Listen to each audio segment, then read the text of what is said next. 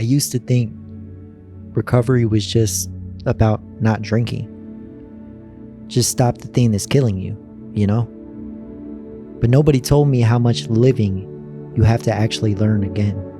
How much faith it takes to just get through a Tuesday. Some days it feels like I'm walking a tightrope. Just one wrong word, one broken plan, and I'm tumbling back into everything I swore I left behind. Working with other people? That's a whole different storm. I thought I was the only one trying to heal. But then I realized we're all bleeding in our own ways. We bump into each other's wounds without even meaning to, and suddenly I'm triggered, defensive, and spiraling again. That's where I started wondering, could something greater than me help me carry this? I used to roll my eyes at people who say, just pray. I thought it was all fairy tales and wishful thinking. But then I tried. Not a pretty prayer, not poetic, just a cracked whisper. Please help me not fall apart today. And I don't know if it was magic or muscle memory, but something shifted. A little bit of peace, a little more strength. Now I don't pray to impress anybody. I don't use big words or light candles. Sometimes I pray with tears. Sometimes I pray with silence. Sometimes I pray and don't believe a word of it. But I think the intention matters. Even the fake it till you make it prayers, they count too.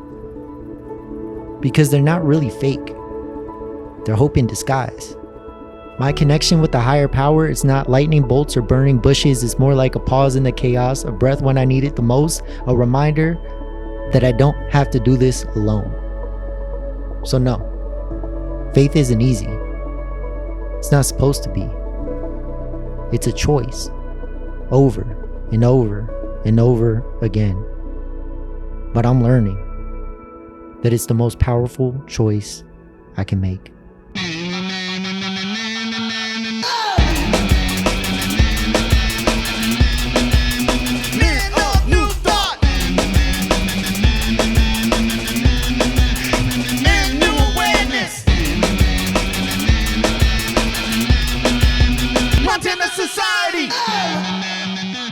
Hello, everybody.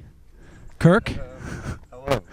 Hold on. Can I get you to speak in the mic one more time? Hello. Yep. Can you hear me? Kirk.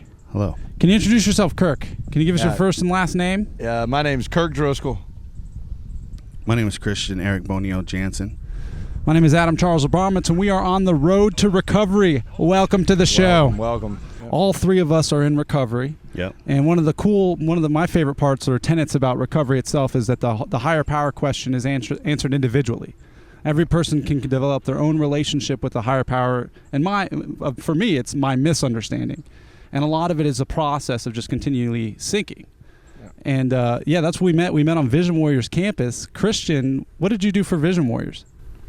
I was working with them as a pastor of sorts, doing some other various tasks, and then volunteering too. And I think I might have dropped a rap or two there. Yeah. I told my story once. Yeah. You told your story. You said I want to be a goddamn vision warrior. Yeah. I love the code. I love the credo. The idea that we have to own ourselves. That no one's going to do recovery for us.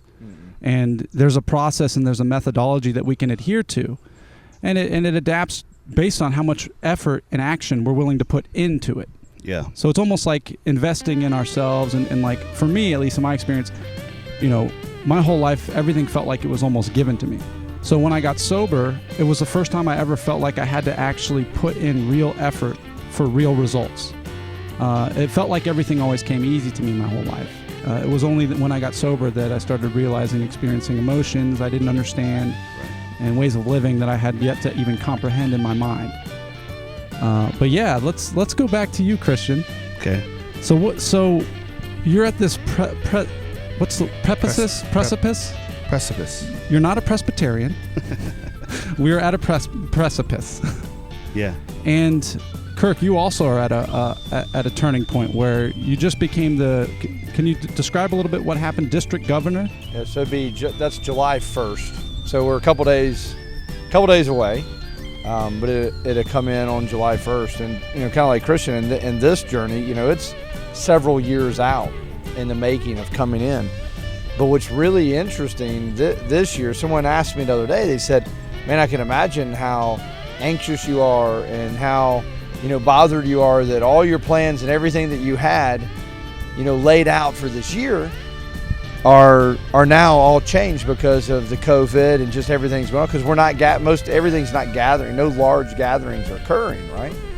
And so in a typical year, starting January or July 1st, you're visiting all the clubs, you're going to their board meetings, you're going to their service projects, you're going to their community service events, and you're on the road meeting, day in, day out in all the local communities, which is an amazing opportunity to serve, right? And so when they were expressing this, that they knew I had to be concerned or bothered, because, hey, what is that going to look like? It's not going to look anything like what we thought. Yeah. But I told them, I said, man, there's no other day and time or year that I would pick other than it. It's so fitting with my own journey and my own story of, you're taking what's given to you every day and accepting it, surrendering to it. Like, man, I don't have any control over this. What I thought is really irrelevant. It's what are we going to do tomorrow? So we wake up tomorrow and what are we going to do? And so I'm pretty excited. So that's a 1 foot step up. I disagree, but I think it's a lot. I think it's about 2 foot. Look at where the dome is. I understand what you're saying, Reed. I understand what you're saying, but I don't think that you're right, okay? Well, I think that's one of your biggest problems. You automatically assume I'm wrong. That's not true. That's why you're here. I use you as a valuable resource over and over and over. Matter of fact, not just in the area of construction. Whenever I'm doing anything in life. This is kind of how you use my knowledge. Reed, how do you think we should do this? Well, Dean, I think we're going to do it this way. Reed. That's kind of how you use And then what? I don't think that. I don't think you're. I don't think I'm I don't think you're seeing clearly. I think. And I don't. You gotta. I gotta get you engaged too. You kind of like, oh, yeah, I'll get to it. But once your mind is in it, you're in it. Yeah. Well, I'm finding this slightly staged banter. That's good television. So far, Dean is better than he was last year. Last year, he was a little crazy. I want to fucking go get bakery, man. Who does it? He gets very excited seeing growth and seeing things he's thought about for a long time come into action. He gets very excited, he gets very focused, and it becomes difficult to communicate with him. I've learned to deal with that over the years. I accept Dean the way he is. I love him. He's been a huge asset to my life, a huge part of my growth. I don't want him to not be in my life, that's for damn sure. That's a question not even worth looking at. Dean is Dean. I mean, I could have built and done a lot of this by phone, call people to come in and do it, but the opportunity is doing that work and growing while you're in it. So I think we're not really doing anything that is rocket science here. Both of us have done, I grew up, we built all our own buildings and all that kind of stuff. We ran our own sawmill, put our own roofs on, cut the trees down to saw and all that. So this is not that far beyond that. We're basically digging in the dirt and mixing cement. The issue is the engineering and the planning, and I have to rely on Reed, his work. I need him for that. And, he's been, maybe he's a little burned out on the other stuff, or he's a little too into his new motorcycle and traveling or whatever that is. But I guess I was feeling that there wasn't enough forethought into where we are right now. This should have been, I paid for an architect to come in, didn't do all the exact plans, but it needs to be planned out. And I guess some of that's fallen back to me, but I put the bigger picture in, and then he asks what I want and goes forward and tells me whether it's doable or not. So, and some of that engineering, bottom line, we're gonna do it and get it done.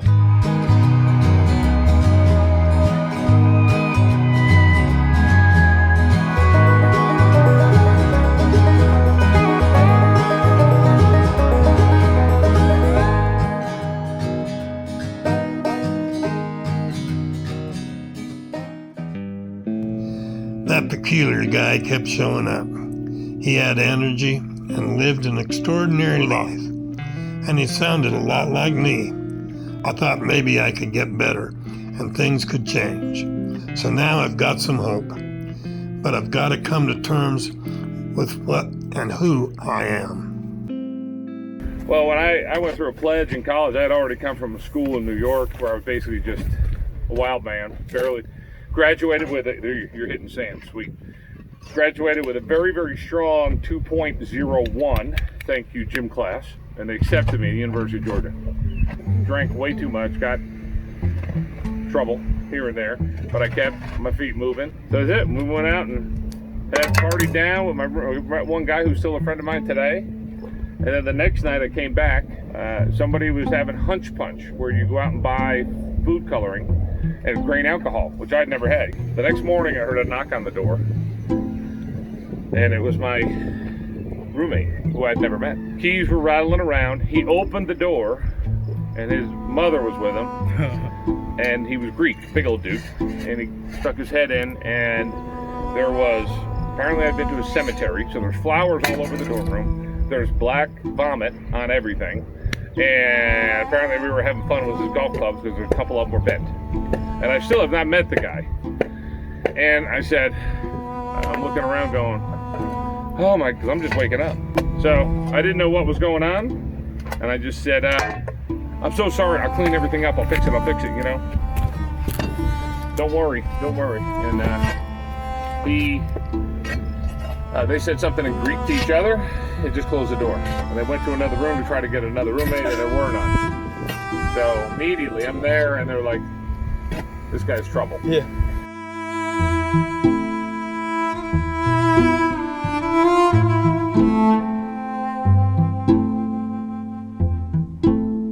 Target completion date was by October 1st, 1989. If I remember correctly, that was going to be the end of the world. So that makes sense why that coincides. However, due to a large number of variables involved in the project, of this magnitude, this date could not be guaranteed by the board of directors. The shelter will be fallout ready by January 31st, which means it's not complete, but I guess it can protect you.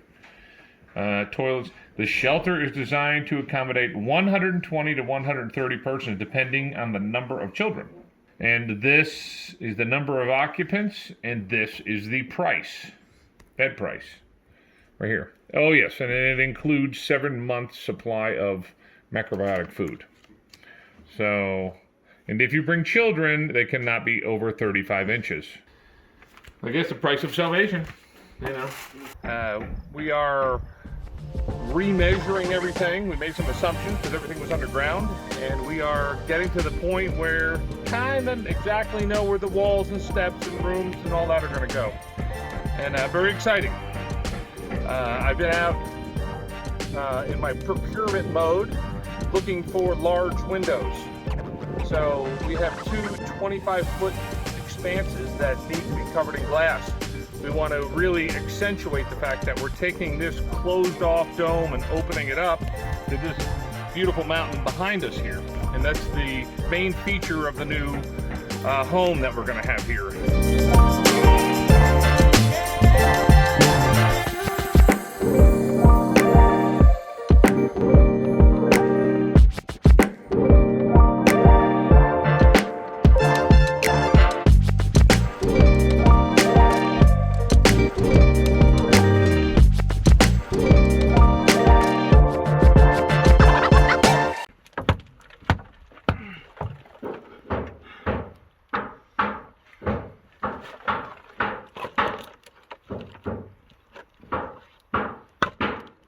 Two in one hole.